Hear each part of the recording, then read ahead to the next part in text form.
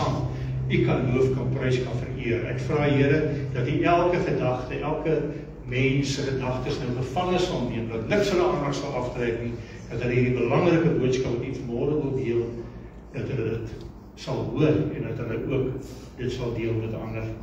Alle lof, alle eer kom U toe, ons bid in Jesus naam. Amen. Amen. Ek sit plek in die by die Here. Amen. Vanmôre is my tema wat ek opgesit het, op of af. Het jy die gesien het, op of af?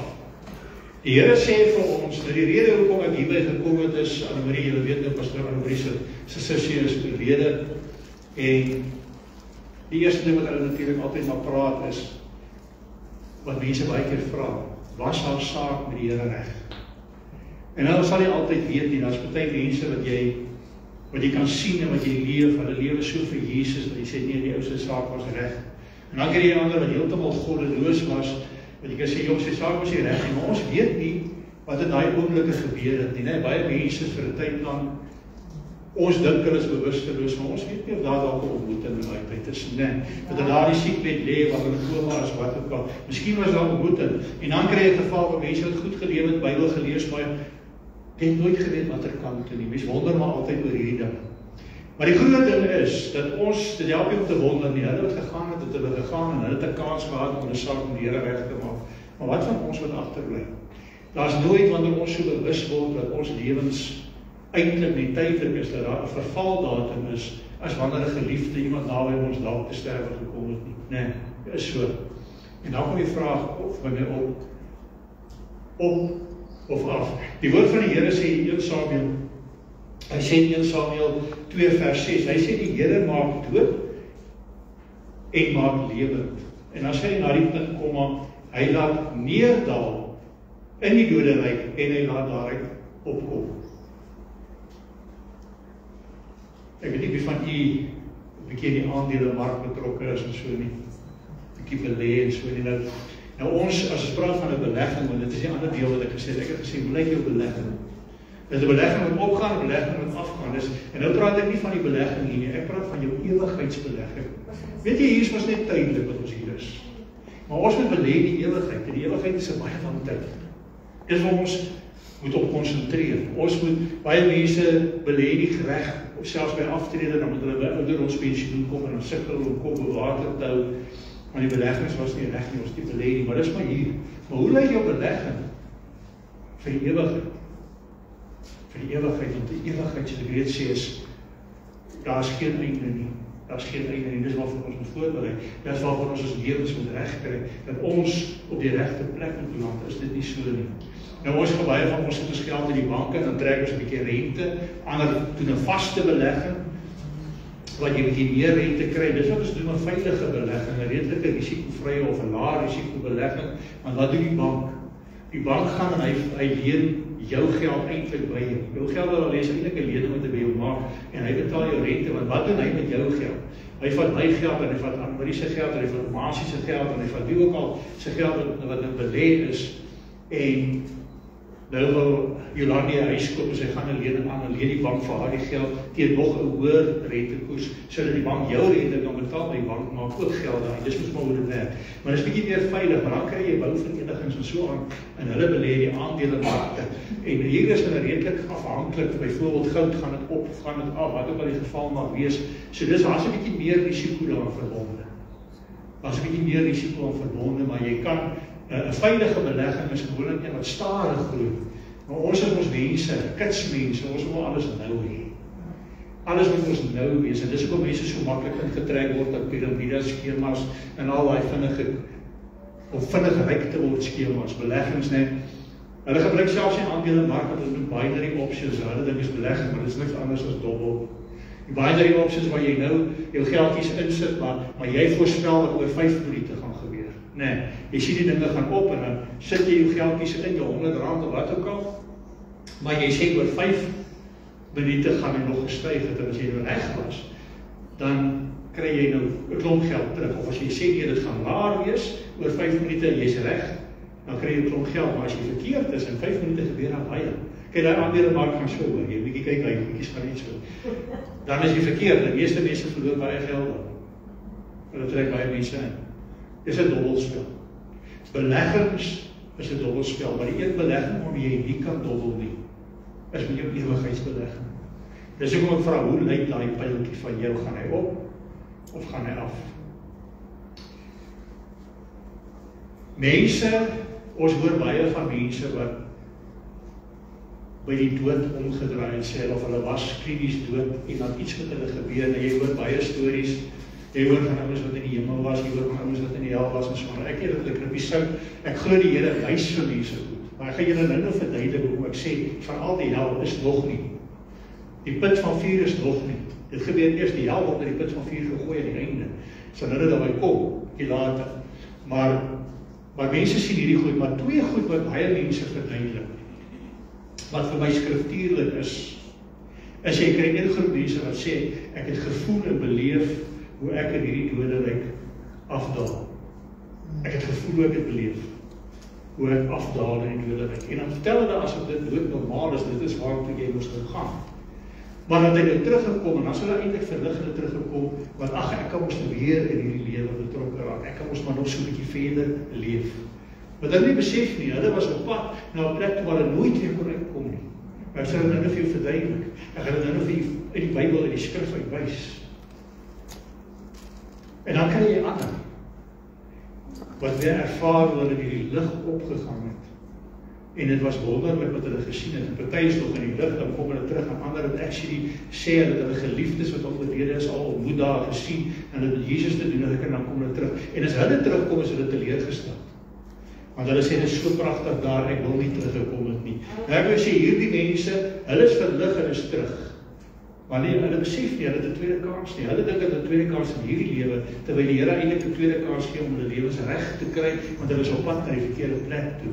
Hierdie mense is teleurgestel, maar ook bly, want hulle weet hoe lyk dit, hulle sien nou uit. Nou dit, maar hulle is teleurgestel, want nee, maar ons wil nie hier wees, ons moet daar wees. Prys die Here, maar ons het 'n geleentheid. Daardie kry 'n geleentheid om sy eie lewe reg te kry. Hierdie kry 'n geleentheid om ander na die Here toe te lei. Is dit nie wonderlik nie? Dis hoe dit gebeur. Hoe lyk jou belegging? Nou gaan mense vir my sê, ja, maar wat van Jesus? Hy praat dan van Lazarus en die ryk man, en albei was in die doderyk. Nee, hulle albei was in die doderyk. Dis 'n gelykenis. Party mense glo dis die werklikheid, maar ek het 'n klomp redes hoekom ek weet dis 'n gelykenis. Maar kom ek verduidelik dit gou vir u. Dit was so. Jy kry hierdie verhaal van Lazarus en die ryk man in Lukas 16. Nou wat gebeur daar? Lazarus en die ryk man in hierdie verhaal van Jesus. Die ryk man is verlore. Hy beland in die gedeelte wat hulle noem die plek van smarte. Jy kan af van vers 19 af of vers 16. Hy beland in die gedeelte wat die plek van smarte is waar jy ly. Dit is nie so lekker daar nie. En dan is daar ander kant die kloof, is daar deel wat hulle noem die boesem van Abraham. Jy sien in daardie tyd het niemand nog hemel toe gegaan nie. Jy het in die doderyk beland. Hoekom was daar doderyk?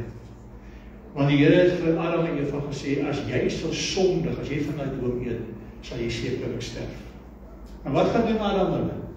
Hulle gaan eet van die verbode boom.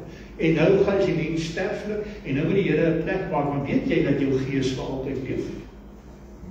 Jou gees leef vir altyd. En die siel is daar gekoppel. So die Here moet 'n plek maak, waar hierdie mense wat nou nie meer vir altyd leef nie, 'n ewigheid kan gaan deurkom. En hy skep die doderyk. So in plaas van op of af, het jy links of regs gegaan.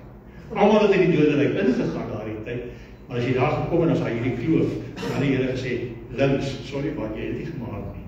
Of regs, jy is reg, jy is 'n heilige. Nou op grond van wat? Mense vra baie keer vir my, op grond van wat is daardie mense dan heiliges? Jesus het dan nog nie gesterf nie.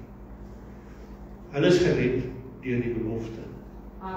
Ons is gered 2000 jaar later, die belofte wat vervul is, nee. Die belofte is vir ons vervul. Ons het die liggaam van Christus, maar hulle die skaduwee. Die skaduwee was hierdie diere wat hulle geoffer het, die sonde tydelik bedek het alles, maar dit het gedui op die belofte.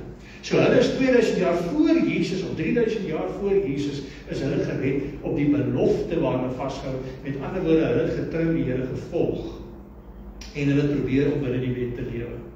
Hulle probeer. Beteken dit reg gekry, beteken dit probeer. Hulle was getrou in die Here, hulle het ook foute gehad. Maar hulle was getrou. So hulle is heilig geag. As gevolg van die belofte, maar niemand was nog in die hemel daai stadium. Die Here het eers uit die hemel uit neergedaal. Jesus Christus was daardie Vrydag, toe hy gekruisig is, en toe hy sterf, is hy die eerste wat in die hemel is. Wie skort op sy harte? Wie skort op sy harte? Die man wat in die kruis gehang het langs hom, wat gesê het, wat het hy van hom gesê? Hy het gesê, dink aan my as in die koninkryk kom. Al wat hy gedoen het, is om Jesus te erken as die enigste ware koning en heerser. En hy het kort die Here gesê, vanaand ons sê saam in die paradys wees. Prys die Here daarvoor. Prys die Here daarvoor. Maar kom ek lees vir julle iets wat mense nie raak lees nie. Want hoekom sê ek die doderyk hou nie meer die heiliges nie? Ons lees in Matteus 27 die kruisiging van Jesus. Hier in vers 50 sê, daarop het Jesus weer met groot stem geroep en die Gees gegee, en hy het gesterf. As ons sê, iemand het die Gees gegee, dat hy gesterf, nee. Partykeer sê ons, ja, die kar die Gees gegee, of daardie ding die Gees gegee, maar dit ons praat verkeerd, dit is dooie goed. Waar kom dit vandaan?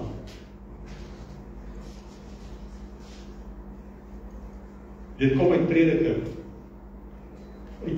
12. Ons praat ook, ons sê ook iemand sy draaigees geknip, nee, jy het dit ook al gehoor, sy draaigees geknip.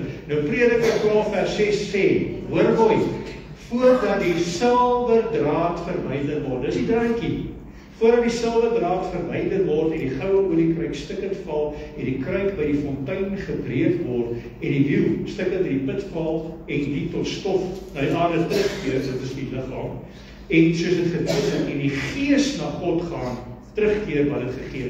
Jou gees as jy sterf gaan na die Here toe, jou gees lewe vir altyd. En op daardie stadium het jy in die doderyk gegaan, maar jy is of links of regs. Maar kyk wat gebeur met Jesus se kruising.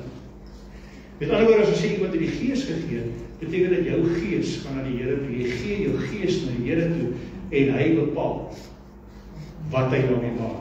Vers 51, en kyk, die voorhangsel van die tempel het in twee geskeur van bo tot onder en die aarde het gebewe en die rotse het geskeur en die grafte het oopgegaan en baie liggame van die ontslape heiliges het opgestaan. Hoor julle dit? Die ontslape heiliges het opgestaan. En na sy opstanding, dis Jesus, het hulle, dis nou hierdie heiliges, uit die grafte uitgegaan en in die heilige stad ingekom en aan baie verskyn. So sommige het aan mense verskyn, want dis 'n getuienis, sodat mense kon sien wat gebeur. Die ander is waar toe? Hulle is hemel toe. Hulle is hemel toe. Dis van daardie oomblik af, as jy sterwe en jy is gered, gaan jy op. As jy nog steeds afgaan, of jy sê, jy gaan na baie slegte plek. Jy gaan na ons noem die hel, of Hades, maar hoor vir my, die hel is nog nie die plek van swaar en vuur nie. Dis wat soos 'n tronksel, jy staan skuldig bevind, maar jy wag nog vir jou vonnis. Jou vonnis is nog nie vir jou gegee nie. Ons lees van die vonnis in Openbaring 20. Lees ons die laaste oordeel, vers 13, vanaf vers 13, en die see en die dode gegee wat daarin was, en die dood en die doderyk en die dode gegee wat daarin was, en hulle is geoordeel, elkeen volgens sy werke, en die dood en die doderyk is in die poel van vuur gewerp, dit is die tweede dood. En Satan ook aan die einde, hy word dan ook in die poel van vuur gegooi. So, dis ook as mense sê, hy was daar in die hel, maar ek sê die Here is ook in die hel, of jy was in die hel, maar jy was nog in die poel van vuur. Want die hel is in die doderyk, die doderyk word aan die einde ingegooi, so dis op, of af. Nou wat moet jy doen om seker te maak jou belegging is reg? Ja, die eerste ding is jy die Here leer lief kry. Jy moet 'n verhouding hê. Die Johannes sê, luister mooi. Die eerste ding natuurlik is, jy moet kyk na die sonde. Want hoor my mooi, die Here het gekom, sodat ons sondes kan bely, en dan gaan ons slaap, en ons sal vergewe word. Maar ons het nog nooit gesê, jy mag maar voortgaan in sonde. Sonde is nie nou meer sonde nie. Hy sê hier in 1 Johannes 5 vanaf vers 16, as iemand sy broeder 'n sonde sien doen wat nie tot die dood is nie, moet hy bid en hy sal hom die lewe gee. Vir die wat nie die sonde tot die dood nie, daar is 'n sonde tot die dood. Daarvoor sê ek nie dat hy moet bid nie. Alle ongeregtigheid, hoor dat ek gou vir julle verduidelik. Wat is die sonde tot die dood? En wat is die sonde wat nie tot die dood lei nie?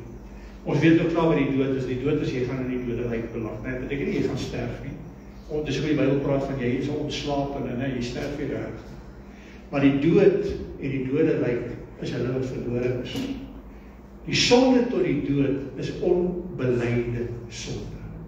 Wat is onbelyde sonde? Wat is belyde sonde? Belyde sonde is ek doen sonde en ek bely is verkeerd.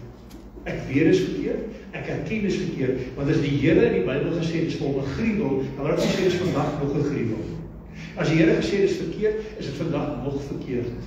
Maar hy gee jou die geleentheid om te bely, om berou te hê daaroor te sê, Here help my van ontslae te raak. Dis belyde sonde. Dit is die sonde wat jou vergewe word. Dis hoekom hy ook sê, as een van my geliefde sonde doen en hy bely, hy weet 'n sonde en hy struggle en hy kan ek vol bid en dit gaan vol vergewe word.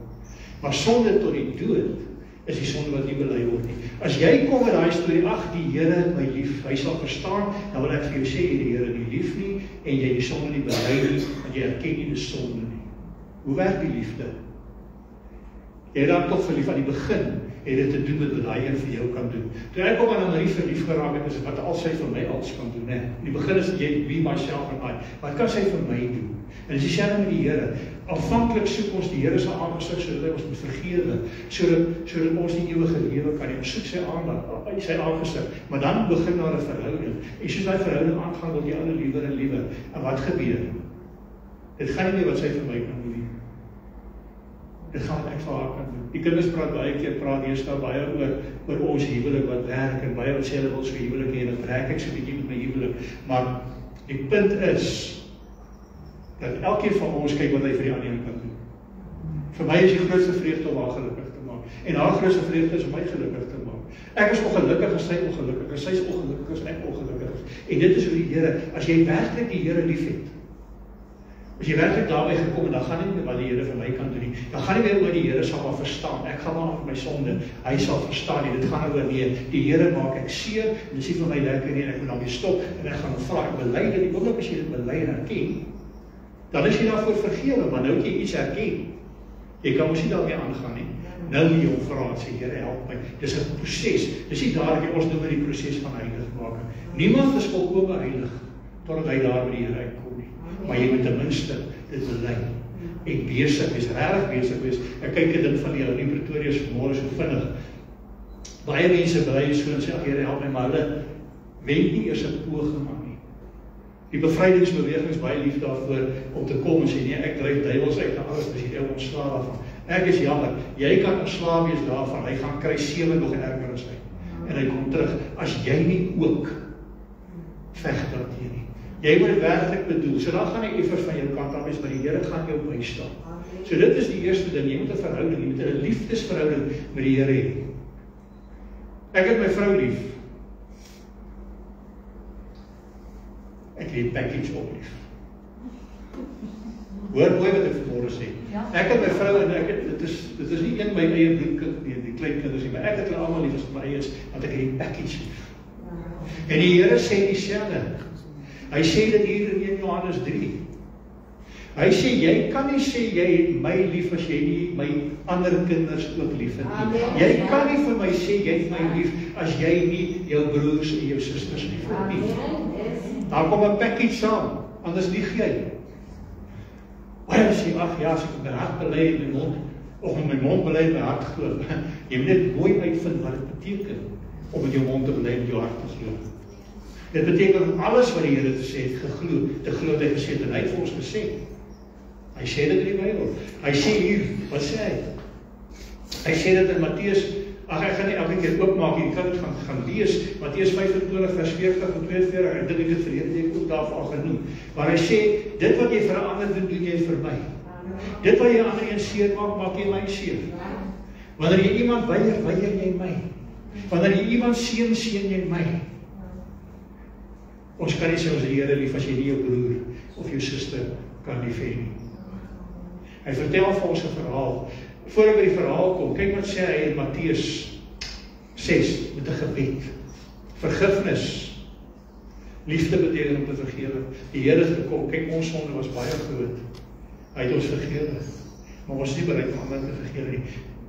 Die Onse Vader sê, wat sê die Onse Vader? Here, vergewe my sondes of my skulde, soos ek my skuldenaar vergewe. En net indien ons dink hy bietjie homself verkeerd gekwout, sê hy in vers 15, as jy jou broer sy sondes nie vergewe nie, sal die Here jou nie vergewe. Hy het dit gesê. Hy sê in Matteus 18 vertel hy die verhaal van hierdie koning.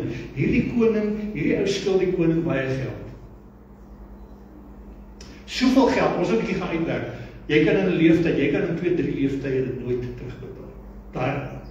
Maar hy sê, hoe hy skuld aangegaan het, weet nie, maar sy gelykenis, die Here Jesus vertel, en hy sê, hierdie ou het grond gegee, maar hy gaan na die koning toe en hy bely, ek skuld u geld, maar gee my kans, hy sal dit terugbetaal, en die koning kry innig, ja, maar hy sê, ek skryf jou skuld af. Skryf het af. En die man is so bly, en hy loop daarvan weg, en dan kry hy op Piet wat op daar aankom, en Piet skuld nog 'n paar rand. So net 'n paar rand. En hy sê, waar is my geld? En jy sê, maar gee my die kans, ek sal terugbetaal. Hy sê, nee. En hy gooi hom in die tronk. Hy sê, jy sal al bereid tot jy skuld betaal. Wow. En wat doen die koning? Hy hoor dit, en dan kom die koning hoor dit net, en sê, ja, dis jammer, ek is in spyt, ek het die ou vrygestreek, maar ek het dit traag gedoen. Dis nie wat die koning doen nie.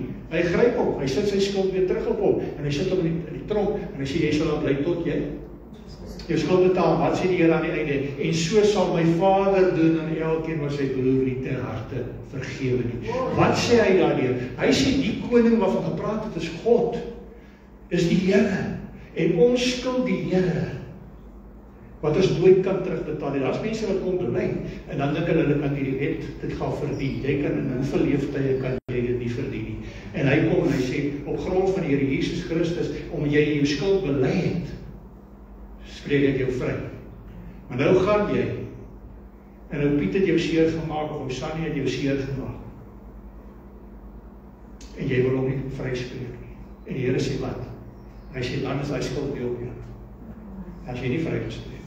En dis hoe moet gebeur, ek het nou hier begin lees, van 1 Johannes 5.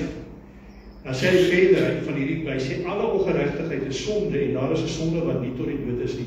Hy sê, ons weet dat elkeen wat uit God gebore is, nie sondig nie, maar hy wat uit God, wat nie uit God gebore is nie, bewaar homself, en die bose het geen vat op hom nie. Ons weet dat ons uit God is, en die hele wêreld in die mag van die bose lê.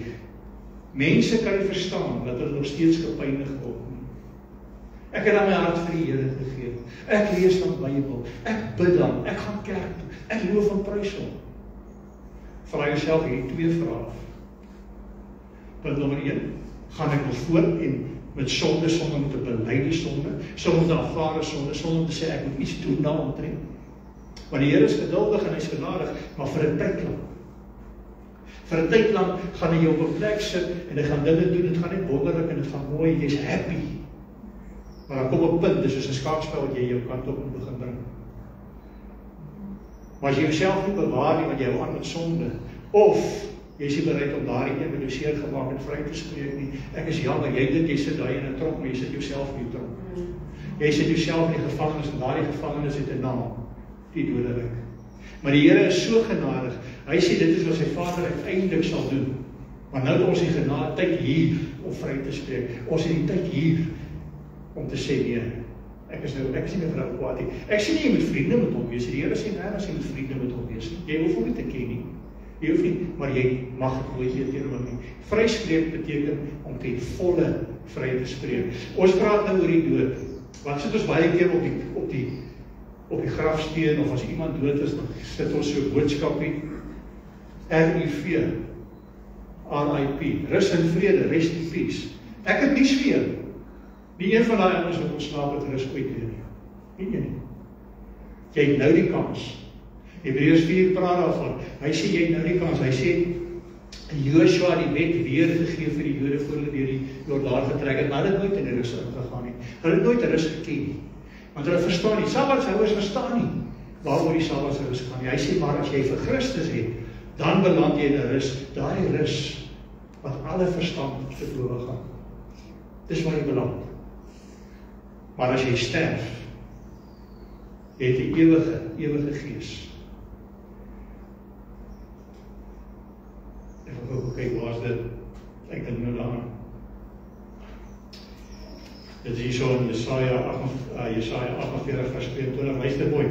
Hy sê, geen vrede, sê die Here, vir die goddelose nie. Geen vrede. As jy daar beland, jy nooit meer vrede nie. Vir ewig. Vir ewig. Jy kan al vrede hier hê. En dan kom hier die pragtige belofte. Bekende Filippense 4, luister wat sê hy vers 6. Wees oor niks besorg nie, maar laat julle begeertes en alles deur gebed en smeking met danksegging begin word by God. Ons bid met geloof en ons sê klaar dankie, want die Here gaan ons gebede verhoor. Dis geloof, nee. Hy sê, wat gebeur dan? Wat gebeur as jy die Here volg? Wat gebeur as jy gehoorsaam is? Wat gebeur as jy ontslae raak van jou sonde? Wat gebeur as jy mense vryspreek? Hy sê vers 7, en die vrede van God wat alle verstand te bowe gaan, sal julle harte en julle sinne bewaar in Christus Jesus. Ek sê baie vir mense, ek slaap soos 'n babatjie nie aan. Nie omdat ek skynheilig nie. Glo vir my, nie omdat ek skynheilig is, ek dink ek is vreeslik alright nie. Ek is bewus van my foute en ek is bewus van my probleme, maar ek het dit vir die Here gegee. Ek gee dit vir hom om te hanteer. Ek vertrou hom om te hanteer. Ek kan niks meer aan doen. Baie mense gee vir die Here, dan vat hulle dit weer terug. En dan strangel hulle alweer daarmee. Ek gee dit vir hom. En ek sê, weet jy wat, ek kan niks aan doen. Die Here, U kan dit doen. U kan dit doen. Maar ons het dit dan. Ons aan. En dit beteken is dit nie onmiddellik by die oplossing kom nie, maar wat? Ek weet, sy tyd is reg. Hoe moet jy lewe? Hy sê vers 8, luister mooi. Waarmee moet jou gedagtes besig wees? En hy sluit hiermee af. Luister mooi. Hy sê verder broeders, alles wat waar is, alles wat eerbaar is, alles wat regverdig is, alles wat rein is, alles wat lieflik is, alles wat loflik is, watter deeg en watter lof daar ook mag wees, bedink dit. Dis waarmee jou gedagtes moet besig is. Met die mooi, die eerbare, die lieflike dinge in die lewe. Hoekom? Want jy het ons liefde in jou. Jy sê dat jy is 'n kind van die Here. Is dit nie so nie? Amen. Kom sluit die oë. Dierbare Vader, ons dankie. Ons dankie vir die voorreg wat ons het om hier in die teenwoordigheid te wees, om eregaste te wees in hierdie gebou wat U vir ons beskikbaar gestel het. Dankie vir al die voorregte wat ons het, al hierdie toerusting en dinge wat ons lewens makliker maak. Dankie vir die feit dat ons kan uitsaai reg oor die land en reg oor die wêreld. Dankie dat U Seun gestuur het, sodat hy vir ons onskuldig kon dra, sodat ons vrygespreek kan word. En al wat ons moet doen is om ander vry te spreek en in liefde met mekaar te lewe. En ons sal opgaan met 'n ewige belofte, 'n ewige verwagting, wat wonderlik sal wees, waar daar geen pyn, geen hartseer, geen verwyte, geen traan, net vreugde, lag, blydskap vir ons wag. Ons gee vir U al die lof, ons gee vir U al die eer. Ons bid dit in Jesus naam. Amen.